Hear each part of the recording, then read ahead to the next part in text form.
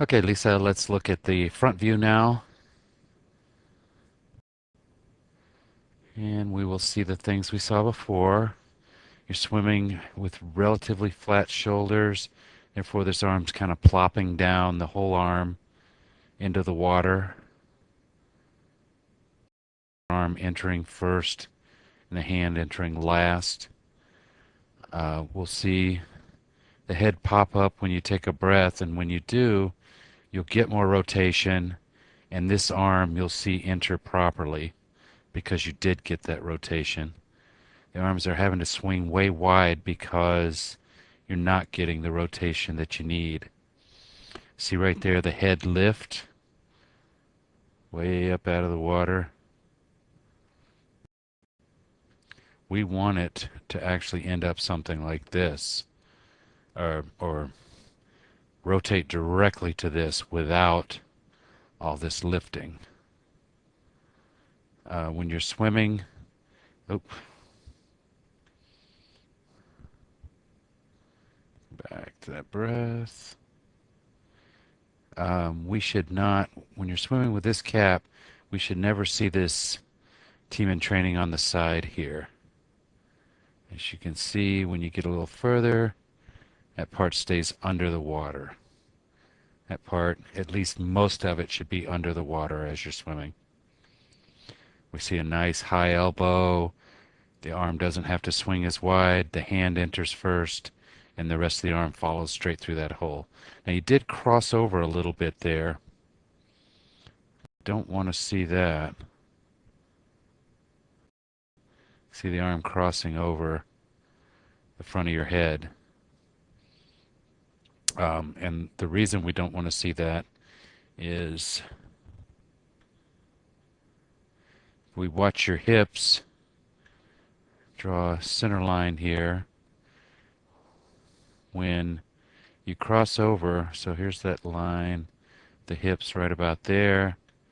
As you cross that over, that line moved, but as you cross it over, we can see the hips go in the opposite direction. So this arm and the upper body are going to head that way. The hips are going to have to go that way. See the hips come way over here to the side, and then they'll go back. Look at the distance between your hips and the lane lines right here. And then once you straighten out, hips way over here where they belong. Nice straight body. What happens when those hips move over is your body looks more like, and I'm exaggerating, more like this. So no crossing over. Don't lift the head when you take that breath, and we need to get more rotation on each and every stroke. Those are the three main things, and it's primarily your right arm.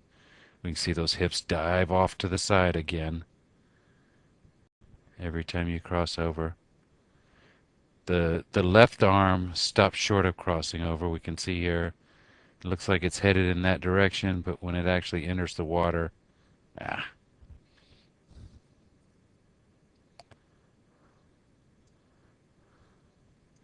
we're up here.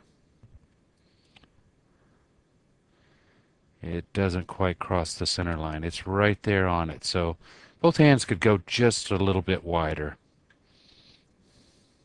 Same thing happens here if you cross this left arm over.